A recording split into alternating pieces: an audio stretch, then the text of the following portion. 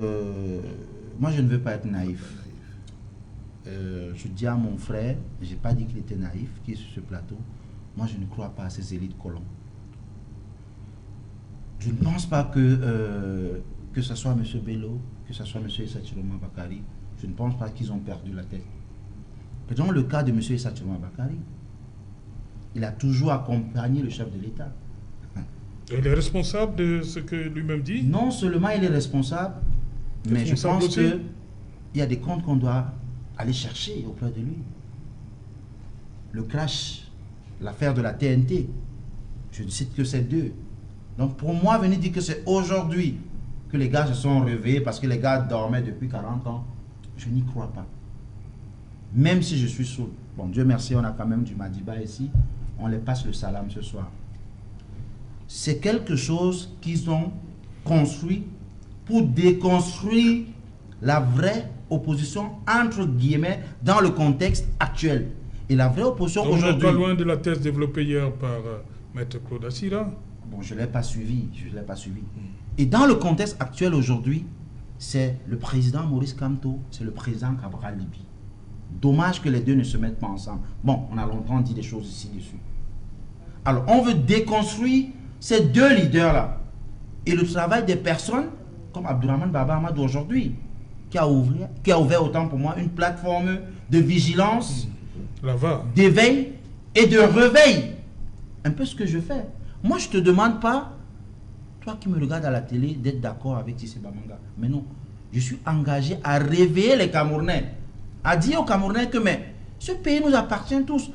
Ces gens que vous avez cités, mais ils sont comptables avec le chef de l'État. C'est comme les moutons qui sont attachés avec les mêmes fils. Donc si on tire le président de la République, on doit les tirer aussi tous. Si le Cameroun mais lorsque j'ai évoqué cette première sortie du ministre Chiroma il y a quelques mois, Tuagawa, il disait non, pas de consigne de vote. Vous êtes libre de choisir, de voter pour qui vous voulez. Pas de consigne de vote, oui. Je le répète, c'est tout simplement parce qu'ils sont en train de monter quelque chose où il faut berner l'opposition, berner les Camerounais et ouvrir la brèche au président Paul Biya pour que ce qui se passe continue de se passer. Qu'est-ce qui se passe? L'inaction, la gérontocratie, le clanisme, le manque d'eau, le manque de tout. Mais aujourd'hui, vous parlez des personnes. Au-delà des personnes que vous parlez, le pays est devenu une affaire de clan. Tel ministre veut sortir, dit qu'attendez quand il veut rentrer avant qu'on inaugure ceci. C'est un peu comme vous, monsieur Sejalon, vous sortez le matin, on dit que tant que je ne suis pas rentré, on ne mange pas. Mais non, on ne construit pas un pays comme ça. Ce que j'ai envie de dire, la posture politique de M. Issa Chiroma Bakari aujourd'hui, en attendant que celle du leader de l'UNDP soit révélée, cette posture-là n'est pas honnête, elle n'est pas sincère. La jeunesse qui nous regarde, il ne faut pas croire à ça. On ne doit plus construire le Cameroun avec des personnes qui sont nées verts, qui ne connaissent même pas leur âge. S'ils sont sincères, M. Sejalon, combien de Camerounais il y a? Personne ne connaît aujourd'hui le recensement des Camerounais. S'ils sont sincères, pourquoi on n'a pas mis cette fameuse liste nationale de l'ECAM dehors? S'ils sont sincères, pourquoi ils n'ont pas eu des fioles? Ils n'ont pas eu des personnes qui ils ont travaillé pour mettre en place des dauphins. Voyez-vous, M. Serge Alain Autour, les gens parlent beaucoup du Sénégal. Au Sénégal, M. Sonko, que je respecte aujourd'hui, qui a cette posture présidentielle, faisait des agitations politiques. Il faisait des trucs, il faisait l'éveil et le réveil. Mais personne n'avait vu qu'autour de lui, il avait des jeunes qu'il a aussi managé et travaillé. Quand ça a cuit, comme on dit au quartier, il a passé la main. Monsieur Marafa Hamidou Yaya aujourd'hui, permettez-moi de parler de lui, qui a fait 30 ans, qui a participé à la construction de notre pays ou à la déconstruction, je laisse à chacun de choisir, n'a pas pu avoir deux jeunes à qui il pouvait s'appuyer quand il ne serait pas là. Monsieur Issa Chiroma Bakari, pareil. Monsieur Bello, pareil. Je vous mets à défi. Voilà, Saïdou Maïdadi. On va le prendre. Ça fait combien d'années il est avec monsieur Bello? Qu'est-ce que monsieur Bello a fait concrètement pour lui, pour qu'il puisse être un puzzle solide pour le Cameroun de demain, monsieur Sédalantou? Moi qui vous parle, j'étais au FSNC. Mais de peu, j'ai failli être cloué au pilori, monsieur Sédalantou. J'étais le méchant. J'étais le mauvais. Oh, Bamanga, il est avec Kamto. Ah, Bamanga, il insulte Paul Biya. Ah, Bamanga, il est ceci, il est cela. Mais ces aînés ne comprennent pas qu'on parle du Cameroun. Mon engagement, c'est l'amour du Cameroun, monsieur Serge Alantou. Et moi, je le dis, je regarde la jeunesse, je vous dis en face. Le Cameroun va se faire sans Issa Chiroma Bakari, sans Bello Maïgari, sans le président Paul Biya. Je pense qu'ils ont tout donné. Malheureusement, eux, leurs amis, leurs affidés, leurs acolytes, c'est l'échec total. Ce sont des personnes qui n'ont même pas pu remettre le Cameroun là où ils ont trouvé M. Serge Alantou. Rappelez-vous, M. Serge Alantou, ce Cameroun était où quand ces aînés dont j'ai cité, ces parents dont j'ai cité, étaient arrivés pour prendre le Cameroun. Le Cameroun était où? Aujourd'hui, le Cameroun est où? Donc je ne pense pas que c'est aujourd'hui où ils ont bu un thé ou bien une potion magique et qu'ils se réveillent, waouh, on n'a pas fait des choses, il faut qu'on fasse ces choses-là. Non, ils ont tout compris que ça ne passera pas. Qu'est-ce qu'il faut faire? Il faut berner les gens. Je dis une fois de plus que cette posture politique du président Issa Chiroma Bakari, je l'appelle le président du FSLT, cette posture politique de l'UNDP, cette posture politique qui va arriver pour fragiliser, pour ouvrir le jeu, je dis bien à la candidature de trop du président de la République, Paul Biya, qui doit aller se reposer parce qu'il a tout donné. Nous n'accepterons pas cela, M. Serge Alantou. Nous avons besoin d'un nouveau Cameroun avec des nouvelles personnes. Quand j'ai cité quelques noms, c'est déjà le ras-le-bol. Donc, dit que bon, si même dans l'opposition, c'est verrouillé, c'est bloqué, on ne peut pas. Voilà des gens. Voyez-vous, M. Serge Alantou, comment pouvez-vous gérer quelque chose pendant 40, 50 ans, M. Serge Alantou, sans que vous ne pensiez à ce que demain, vous ne devez pas être là? Comment pouvez-vous, quelqu'un vous a donné le bâton de commandement, permettez-moi de chuter par là, on a remis le bâton de commandement au président de la République, Paul Biya. Celui qui l'a remis ce bâton de commandement, lui, sa femme et ses enfants sont dehors. Vous pensez que nous aurons la barricade? Ce pays a un mal profond, M. Serge Alantou. Et si on ne résout pas les problèmes de fond, je pense qu'on va seulement rester en prière. Et je pense que ce soir, je demande à tous ceux qui nous regardent, prier pour le Cameroun de demain. Voilà, Maître Cheikh Ali, c'est sorti, ça cache quelque chose. Ce réveil-là, comment comprendre ce réveil aujourd'hui? Non, Serge Alain, vraiment, le Cameroun s'apprête à traverser l'une des turbulences les plus graves de son histoire contemporaine.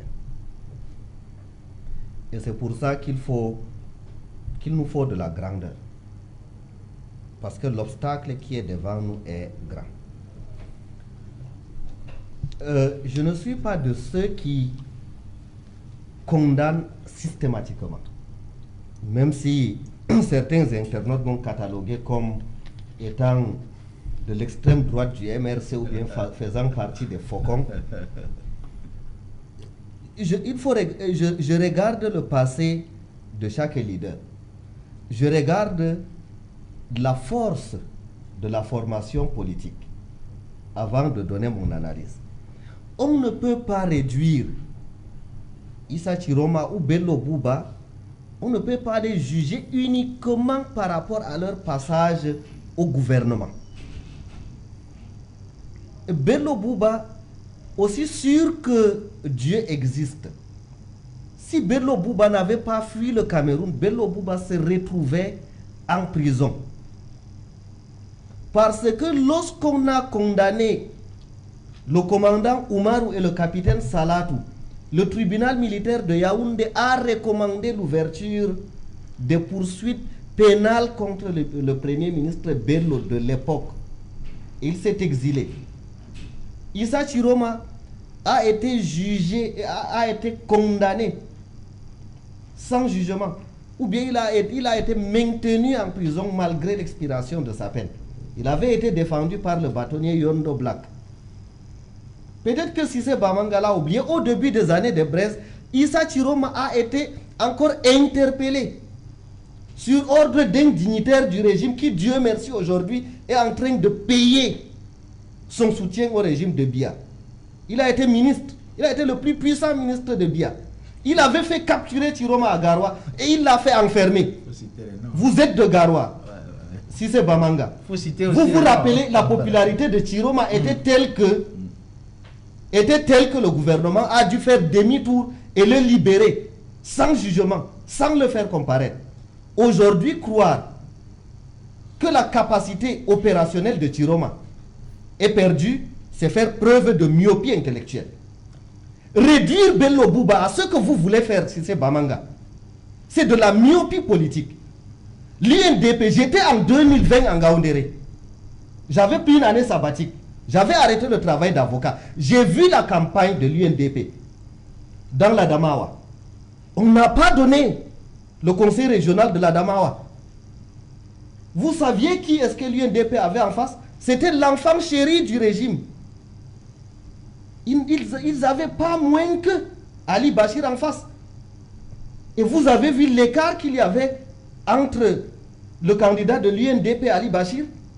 Est-ce que vous savez que la stratégie électorale de l'UNDP, et ça, c'est le secrétaire national chargé des questions électorales du MRC qui vous parle.